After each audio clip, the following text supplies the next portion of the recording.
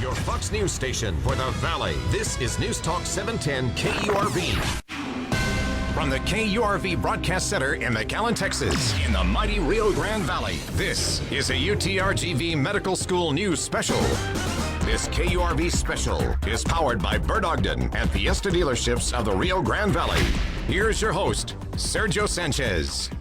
Along with host Roxanne Flores and the KURV News crew, we appreciate you tuning in to NewsTalk 710 KURV. If you would like to join the conversation, we invite you to join us at Facebook. You still got that Facebook thing? Well, make good use of it. Join us at NewsTalk 710 KURV Facebook Live. We're focusing on our UT-RGV School of Medicine today. And joining us on today's panel, experts in the local RGV medical services industry. They know the history and they know the evolution of what's taken place the last roughly 25 years. That's how far back I'm going to take it because, frankly, self-serving, that's how far back I go in media around here. Dr. Carlos Cardenas is a gastroenterologist, co-founder of DHR Health, and a former president of the Texas Medical Association. Dr. Linda Villarreal, Edinburgh internist. Dr. V is the current president of the Texas Medical Association. And Dr. James Castillo, we appreciate his contribution always. He's a doctor of internal medicine, and he's also the Cameron County Health Authority. Well, what spurred today's conversation? Well, it was the fact that they announced a new dean for the UT-RGV School of Medicine that was founded back in 2013. And I want to preface this conversation by saying a very, very big thank you to Dr. Guy Bailey, the president of UT-RGV, who's always one phone call, one text message away. He always provides time and talks with the community through our radio station. I want to say thank you to Dr. John Krause. He's the outgoing dean of the UT-RGV School of Medicine. So let me just take about a minute right now. We had a conversation a few days back with the new dean for the UT-RGV School of Medicine, Dr. Michael Hawker. So let's meet the doctor real quick in this 1 minute cut. Dr. Michael Hawker will be our new dean for the UT-RGV Medical School, and it's a pleasure to meet Dr. Mike. Well, let's get to know you a little bit. Tell folks where you're from and a little bit of your background. Sure. I guess, I was raised in Colorado, kind of grew up in a modest, blue-collar, hardworking family, and to quote a country song, learned to be humble and kind. My family owned an ambulance company and so got involved with medicine fairly early and actually put myself through college and was the first to go to college in my family. Then joined the Navy to help pay for medical school where I attended University of Colorado. And then as I tell my children, I got to go on some special cruises, got to see the world through the military, and went back to emergency medicine training up at UMass, and then subsequently worked my way down to South Carolina and then up to North Carolina, where I worked for Duke for 14 years and built a department of emergency medicine. And as an emergency physician, I love what I do. And then got recruited down to Medical College of Georgia, where I'm currently at. Okay. And then I must say I'm truly honored and humbled to be chosen for the dean position at UT-RGV. Dr. Linda Villarreal, thanks for joining us today. How many years have you been in practice here in the RGV, Dr. V? Oh, you might want to turn your microphone on, Dr. Linda, just so we can hear you. In 3, 2, 1. Okay. There you can are. You hear me now? We hear you now. Because Okay. I'm not on mute. There we go. go. Actually, I arrived in Edinburgh, Texas in the August of 1989 and opened my practice. So that's roughly almost 33 years that I have been an internist in the Valley, specifically Edinburgh. Yeah, you definitely have seen this market grow. Dr. Carlos Cardenas, tell folks about when you started practicing medicine in South Texas. Yes, so I moved home and began practicing as a gastroenterologist in July of 1991. I had more hair then. It was darker than it is now. You had a few more pounds, too, my friend. You look real good these days. So, Dr. James Castillo, when did you start practicing medicine here in South Texas? I lived here when I was a kid, and I moved back, and I was in the first class of the UT San Antonio Regional Academic Health Center. Now it's UT-RGV of their internal medicine program here in Harlingen. So I've been here since 2002. You mentioned that RAC for San Antonio. It was that Regional Academic Health Center, the RAC in Harlingen, Dr. Cardenas, that I remember was the ultimate Friday night football fight between all Valley cities, trying to land that. Eventually it wound up opening up in the city of Harlingen, but that was a prelude to our medical school. How important was that RAC in order to lay the groundwork to develop our medical school? Well, I think that the Regional Academic Health Center held a very important role. And I think that the move in the beginning was to try to bring a medical school to the Rio Grande Valley. I want folks to realize that this was a dream that was ongoing for 70 years. Several generations of community leaders here were trying to find a way to make a medical school happen in the Rio Grande Valley. And the Regional Academic Health Center it made sense for it to go to Harlingen. In fact, Dr. Norman Ramirez and I both sat on that original panel that looked at it when we were looking at it for Hidalgo County. And Mike Allen, who ran the McAllen Economic Development Corporation at that time, was a big proponent. And it was a big discussion, and the medical community as a whole was trying to figure out how this would all work.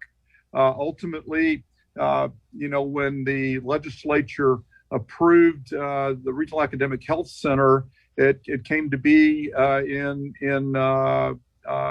in Harlingen, and laid the groundwork for the third and fourth year medical students from University of Texas Health Science Center San Antonio. So it was an extension of UT and or UT Health Science Center San Antonio. And then I also recall, and I know Linda will remember, and James, you probably remember, every 2 years, the Regional Academic Health Center was going to Austin to find funding from the legislature. It wasn't every couple of years, every session, we had to go, and the Valley delegation would have to work to try to bring funding to keep the Regional Academic Health Center growing and moving in that direction. But it planted the initial seeds for what is today University of Texas Rio Grande Valley School of Medicine. I remember how excited local leadership, mayors, county judges, economic development folks, boy, they're like little kids in a candy shop when they got word that they were going to open up the RAC Center in Harlingen. Go ahead, Roxanne. I know you had a question. Yes, first, thank you guys for joining us. I really appreciate it. This question is for Dr. Villarreal. Can you briefly describe and compare the medical service sector in the Rio Grande Valley late 80s to today, 2021? Oh, it's a complete 100, maybe 360-degree turnaround. When I first arrived in Edinburgh, as an internist with training, you have your year of internship, and then you have your 3 years of training in whatever specialty you proceed. And so you survive internship. You're on every 72 hours, first 72 hours.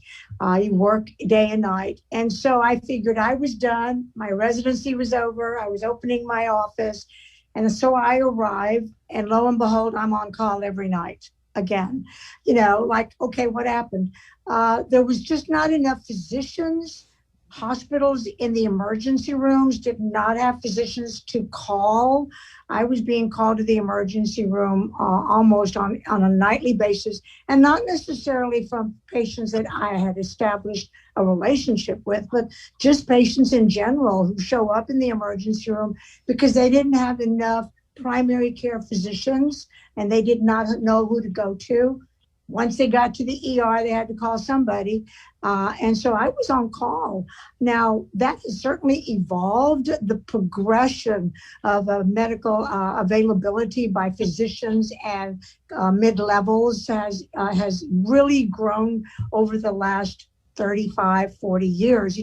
Carlos mentioned that the whole concept of the medical school began, I'm not going to say, I don't know if it was 70 years ago, but I do remember that way before we actually had the idea of the medical school, our current senators were constantly working on trying to get that approved by the legislature. And then once you got it approved, then you have to constantly work, like Carlos said, about getting funding. So 1980s, very few primary care physicians, hardly any, if just a very few subspecialties. And part of the change that I've seen, and again, as a teenager and a young man, when I grew up in Houston, moved here back in the early 90s, and then I started working here at the radio station, Comparing Houston to the Rio Grande Valley, it seemed like what Dr. Villarreal was saying, everybody wound up at the emergency room. Everybody waited to the very end, and the few emergency room doctors we had, they were working overtime because of the massive humanity. Almost, it seemed like every single night. I never wanted to go to the emergency room. I try to take care of any situation as best I could by seeing our primary doctor during the day. But things like urgent care and rural clinics, that all these blessings that we see today, and more of it on the way, making a big difference in the service sector. Let me go back to Roxanne. I know you had a question for yes, for Dr. Cardenas. Okay. Dr. Cardenas, what got the Rio Grande Valley over the top in Austin to help us open a medical school in 2013?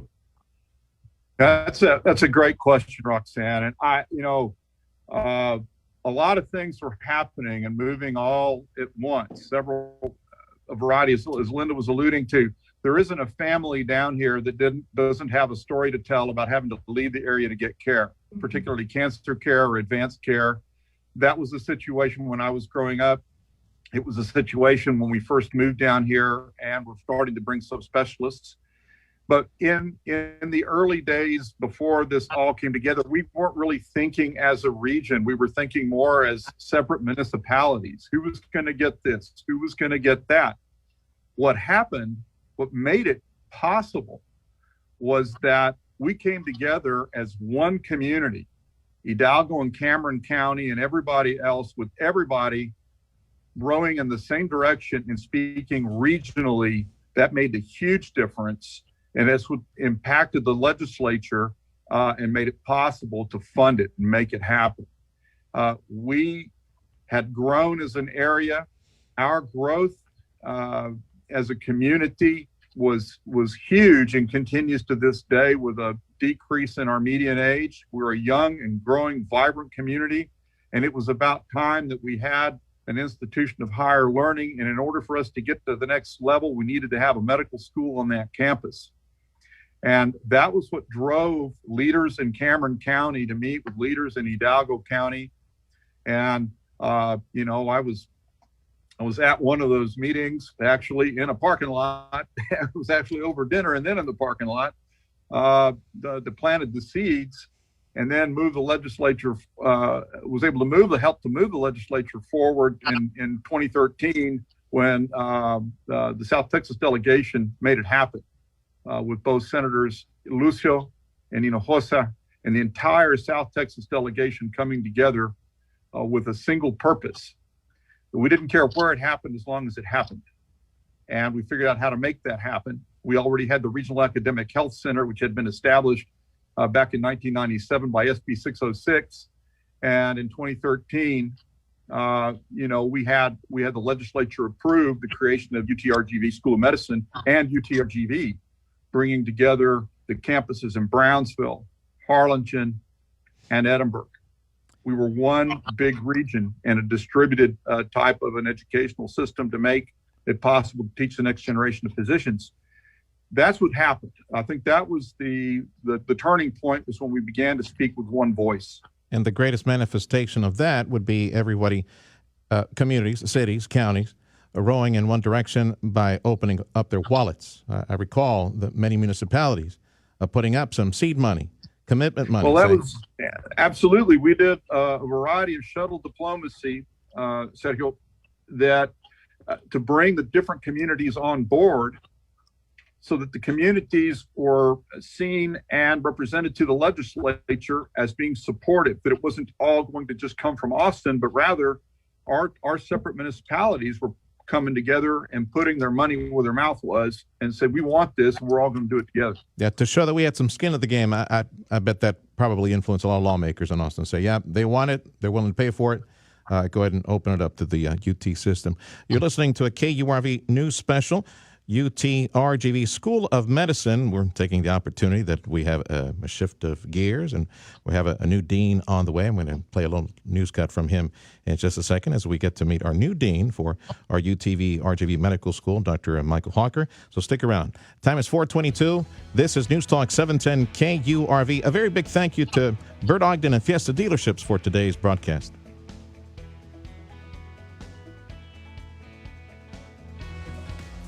Time is 4:25. This is News Talk 710 KURV. Another news special. UT-RGV School of Medicine is the focus today. We got a new dean on the way. We'll take the helm in about 1 month. So here's a brief explanation of our new dean, Dr. Michael Hawker. A brief explanation of how Dr. Mike wound up coming to the Valley. How did the Rio Grande Valley of Texas catch your eye? That's a great story, actually. So my mom actually, Jean, and stepfather Rich live in Harlingen, and they've been telling me about UT-RGV since its kind of inception. And my mom kept saying, you need to find a job down here. And at the time, before the medical school, there really weren't many opportunities for what I do. And then about a couple of months ago, a recruiter had reached out to me and said, I think I have a perfect job for you. Let me send you the specs on it. And so I opened it up, and it was UT-RGV. And I guess you might say the stars kind of aligned. But, obviously my mom's family was a lot of her family is from Texas. And so we spent a lot of time in Texas. And for me and my family, it'd be great to get back out west.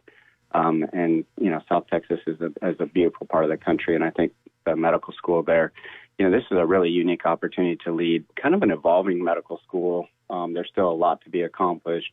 And so, I think it's a perfect fit for myself and my family. Sounds like an ideal dream situation. You get a really good gig and you get mom's cooking at the same time.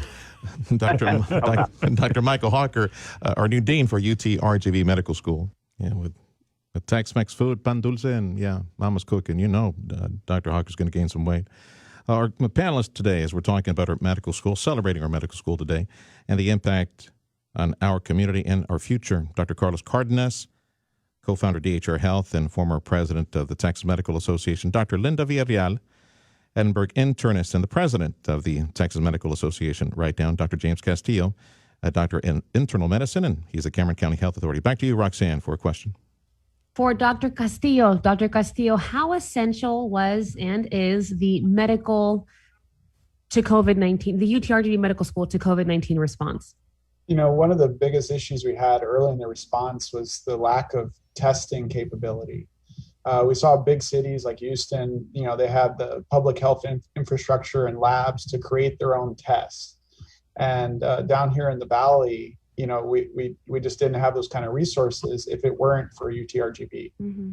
So UT-RGV, they were experts in the PCR testing for other illnesses, other viruses. They were able to develop their own test and bring that online and then roll out that kind of testing into the community. And we would not have access to that if it wasn't for their ability to adapt that way. Can you imagine going through COVID-19 without the medical school, Doug? I think it would have been tremendously different, especially for a lot of the hospitals that have the graduate medical education programs. And they were really throwing those docs directly into that type of care. I couldn't imagine being an intern in that class of 2020.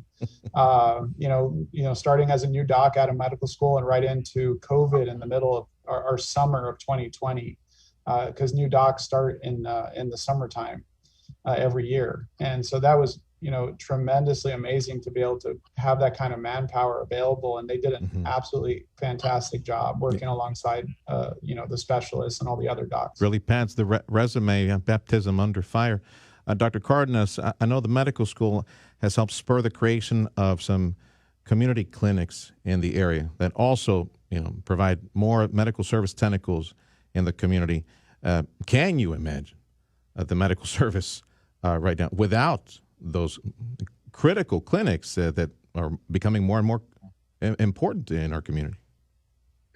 No, I think that is absolutely. I don't even want to think about what COVID would have been like down here had we not made the move to bring the medical school. The fact that we did that and move in that direction, the fact that we planted, we planted the seed and then grew the GME programs here at DHR that made it possible to bring the medical school, because that was the sequence of events. We brought the GME programs first and the medical school followed. Now, I don't know if many people really remember, but when we first built the residency programs, they were with the University of Texas Health Science Center, San Antonio. And then UT-RGV School of Medicine was created. And then UT-RGV became the sponsoring institution. So it came in steps.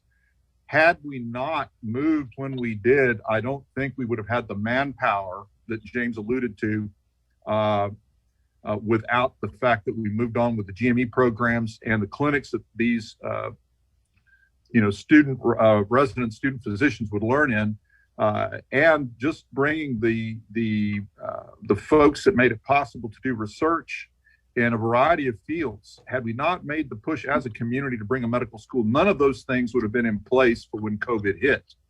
When COVID hit, UT-RGV, basically pivoted, took everything they had in their research lab, made it possible to do our own PCR testing here locally, because they were already looking at other viruses.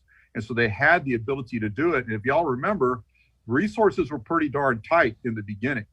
And we were all working together in constant communication, the entire community from Cameron County to Starr. We were all working together all of the time during the early days of the pandemic. And then, we're able to bring different things to the fore, like plasma infusions for the treatment of COVID. The fact that we were in line to use remdesivir. Wasn't by mistake. We were some of the first folks to get, some of the vaccines that came available at around Christmas time. So all of the different things and the people coming together to work together.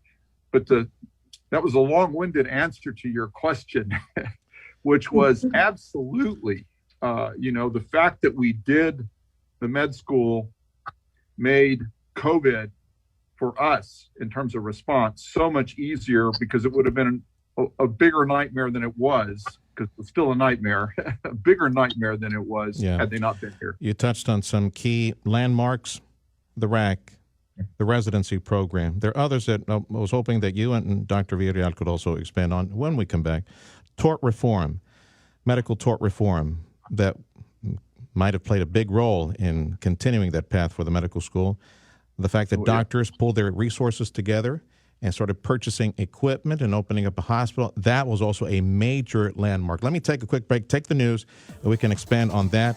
Hispanic medical data that was so lacking, still lacking, relatively speaking, but I know the university is going to be churning that out with more research and clinical trials. And, of course, diabetes and all the branches from diabetes and all the medical care that needs to address that. So much more to talk about. Thank you for joining us on NewsTalk 710 KURV. This is a new special, UT-RGV School of Medicine. Very big thank you to Bert Ogden and Fiesta Dealerships.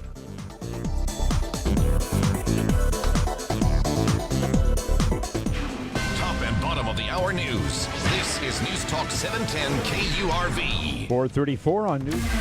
News Talk Nuff Said. NewsTalk 710 KURV. KURV.com. NewsTalk 710 KURV on your radio, and also at Facebook Live 710 KURV. That's where you can interact with us, post any questions or comments. I'm Sergio Sanchez, along with Roxanne Flores and the KURV News crew. This is a KURV News special. The focus today, because we have a new dean on the way, will take the helm in about a month from now at UT-RGV School of Medicine. Dr. Michael Hawker. We're focusing on our medical school and its impact on our community and our future. Let me share with you a little piece of the conversation we recently had with Dr. Michael Hawker on the endemic health issue of the Rio Grande Valley. You know what it is. I asked Dr. Mike about his exposure to diabetes care. Welcome to Diabetesville, USA, by the way. I'm wondering if maybe where you're coming from right now, maybe you bring a little bit of experience in dealing with all the various problems that branch out from diabetes. Yeah, I would say, our population here isn't probably too dissimilar. And here again is Georgia. That's where you're at right now, right? Yeah, so I lived in Augusta, Georgia currently. Well, I actually live in South Carolina, which is just across the Savannah River, but my practice is currently at the Medical College of Georgia in Augusta.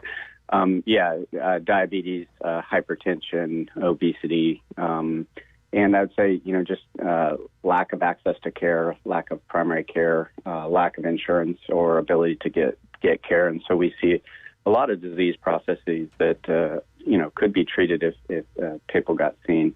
And so I think, very similar populations and something I'm very familiar with. Our guest today, Dr. Carlos Cardenas, co-founder DHR Health and former president of the Texas Medical Association, Dr. Linda Villarreal, Dr. V, an Edinburgh internist with over 3 decades of practice here in the Rio Grande Valley. And she is the current president of the TMA, and Dr. James Castillo, our Cameron County Health Authority. Roxanne, back to you. For Dr. Villarreal, how much of your work is tied in one way or another to diabetes? 50% minimum.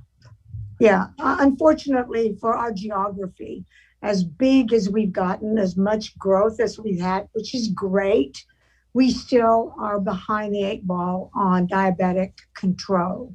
Not only avoiding it, preventing it, but educating the patient once they have it.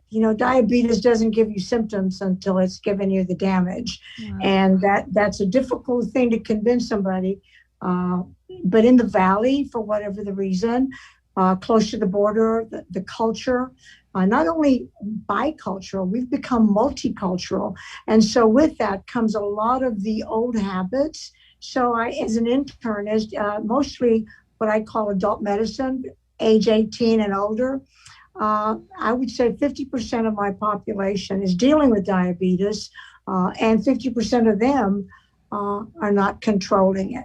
So it is actually an epidemic that, fortunately, because of the growth in the Valley, fortunately, because of the medical school and the colonia education, the clinics out in the geography where normally you're not going to find physician offices. Fortunately, we are making some small gains, but we're still behind the 8 ball.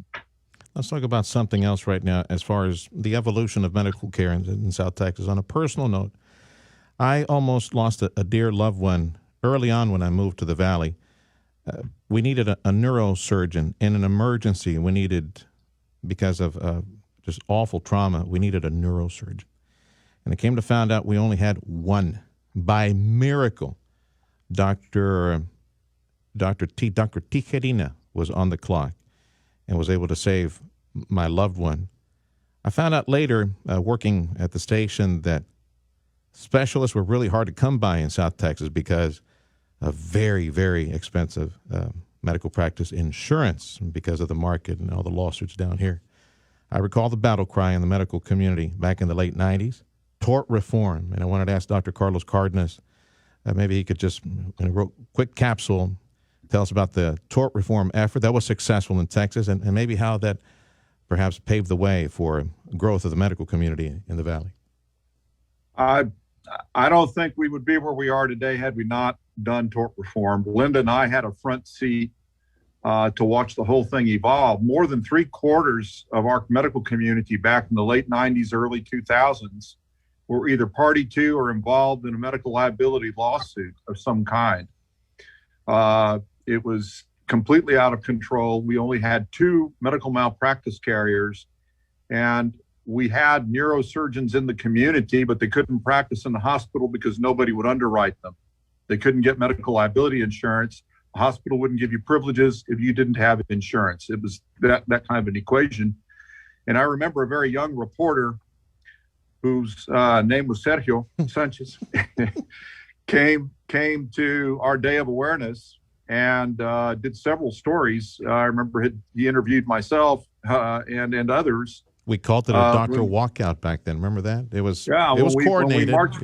We marched on the courthouse with our patients, our colleagues, and we did a work stoppage for a day to call attention to this incredible problem, because it was time to do something about it. And the Texas legislature came through with what are some of the best medical tort reform laws in the country. And it was a game changer because it made it possible to do the other things, recruit and retain the specialists and the others that we needed for a growing community. But I think you laid it out pretty well, Serge. I saw Dr. V put her finger up. Either she's saying you're number one, Charlie, or she had wanted a comment as well. Go ahead, Dr. V. I did have a comment.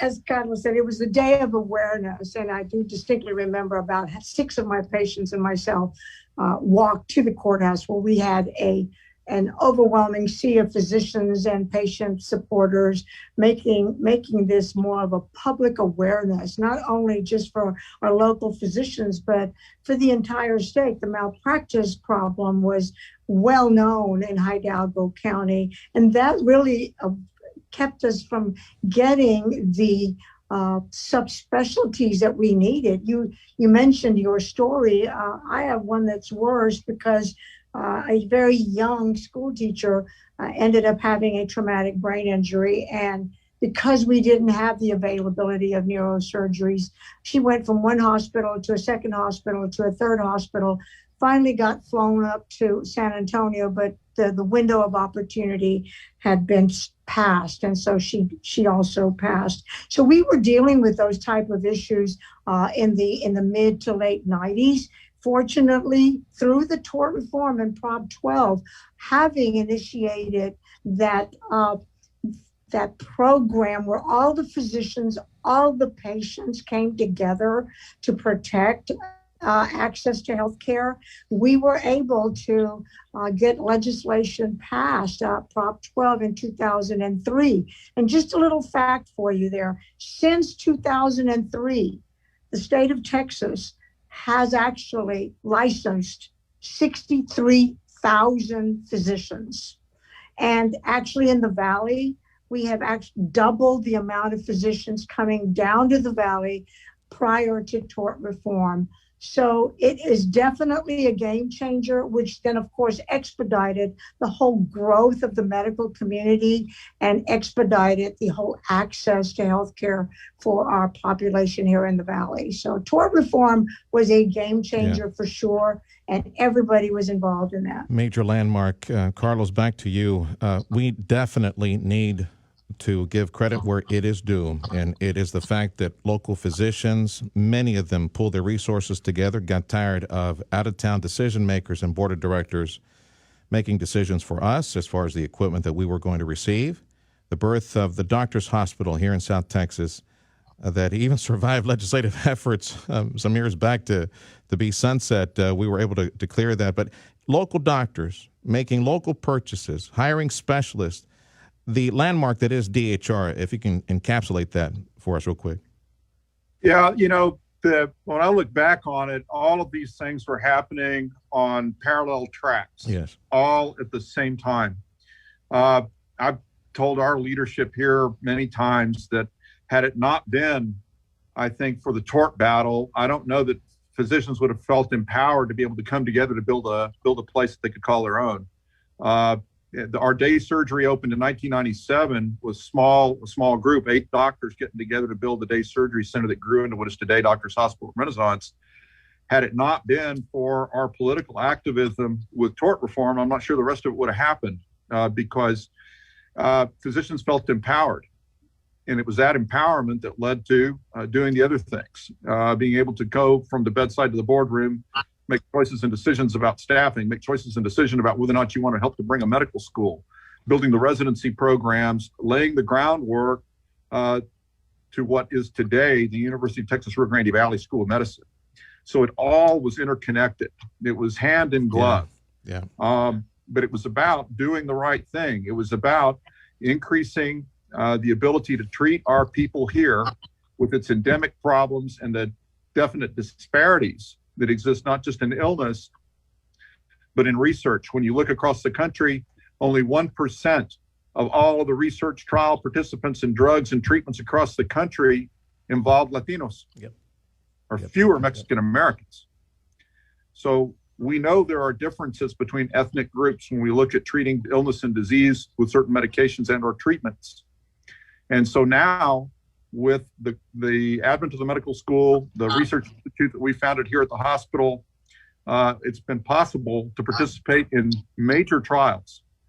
And you're going to see us more and more, the us meaning the Rio Grande Valley, be represented all over the place when it comes to decisions about how to treat diabetes, how to treat hepatocellular cancer as a result of diabetes and the liver disease that it causes, and those issues, because we're at the center of all that.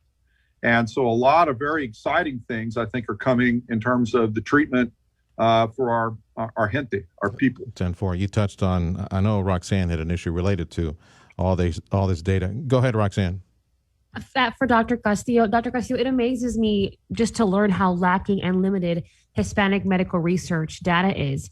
How has COVID-19, the experience, allowed you and the Rio Grande Valley to contribute new necessary Hispanic medical data?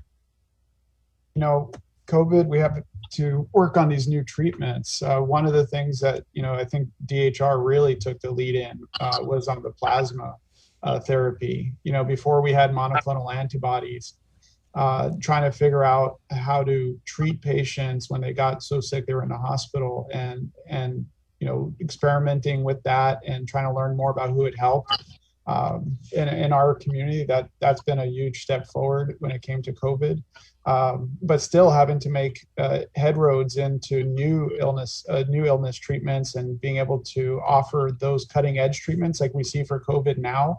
There's a lot of clinical trials happening locally on phase 3 drugs, and being able to see how they're helping Hispanic patients or people affected by obesity and diabetes, that go hand in hand in our community.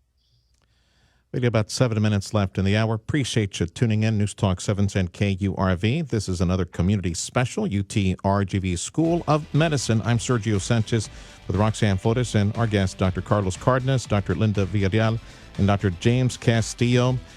Thank you much for joining us on 710 KURV and online at Facebook Live 710 KURV. And also a big thanks to Bird Ogden Dealers and Fiesta Digital Dealers. Goddess, Kim Commando. Weekends on News Talk 710 KURV. Got about 5 minutes left in this KURV news special, UT-RGV School of Medicine.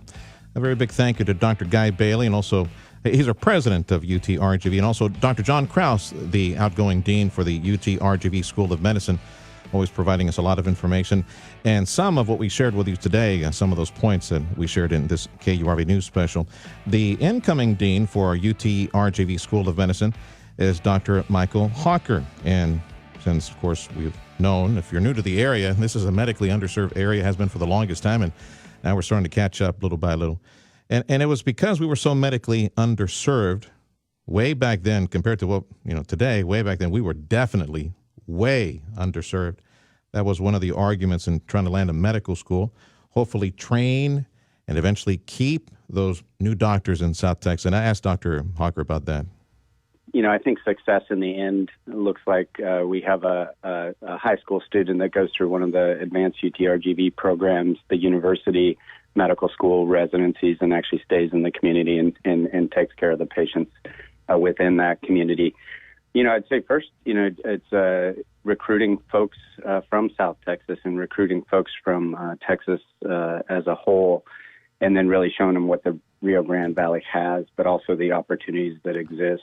I won't go too much into it now, but I think, something we'll be looking at is some unique programs where we get residents or medical students who graduate and then want to stay in our residency programs and incentivize them to do that. Because I think, having a diverse group of students is important, and especially a group that looks like the patients that we're taking care of. I think it's good for both sides, and we can take better care of patients if we can relate to folks. So absolutely one of our big missions will be to keep our medical students in our residency programs and then get them to stay in our communities and take care of our patients. That's our incoming dean for the UT-RGV School of Medicine. And again, he'll take the helm in about a month. And on that theme, that's what I want to close out on and provide about a minute for each of our guests today. A big thank you to our doctors who joined us today. Let me start with you, Dr. James Castillo, on that theme. And how do you think the medical school will impact our community in the near future? What are your hopes? I mean, it really is that pathway for people who are growing up here to be able to complete their entire education here in the Valley. And if they have that dream or that desire to be a physician, to be able to go through the whole pathway here in the Valley is just amazing. And that's just going to facilitate more and more opportunity for people, especially here, who want to stay near their families, who have that huge commitment to their families and moving away. And not being able to sometimes make that sacrifice to be able to do that. I think that's going to be a great opportunity for more people, and it's only going to help our community grow and our economy grow. Dr. Cardenas, one of the stories that we were featuring a few days ago was the new podiatry program, which would be the only one in the state of Texas over at UT-RGV, our medical school. I just want to get your comments on things like that and clinical research and how you think our medical school will soon impact our community. Oh, I think it's happening right now. We're seeing a transformation occur in medical care and medical delivery in South Texas. It's being driven by a community that came together with regional vision, a vision to the future, to get what we deserve for our people. And that was to bring a medical school, to increase UT-RGV, to move it to being a tier 1 school. That's the future. It's a transformational thing that's happening. The fact that SpaceX is happening in Brownsville and Cameron County, and the things that we're seeing all happen together, it's an incredible synergy that's occurring right in front of our eyes. Just stay tuned. Every 90 days, something cool's happening. That is awesome. Yeah. Those space explorers are going to need to depend on life systems as well. I'm sure there'll be plenty of medicine there. Dr. Villarreal, final word from you on the potential impact of our medical school to our community very near future. Well, one, congratulations on our medical school having completed 2 graduating classes and all of them having been matched. And we've actually been able to retain some of them. But the one thing that this medical school has done where I think is quite unique, which of course is applicable to our unique geography, is the innovative approach to delivering care, taking the students out of the classroom and putting them in the neighborhood. Innovations such as the mobile clinics going to underserved areas, not only for acute medical care, but for determining how we can impact those social determinants, the problems with lifestyles, homelessness, access to medications. So these medical students are learning firsthand through our medical school here at UT-RGV what it really is like in the real world, and they're not sitting in a classroom.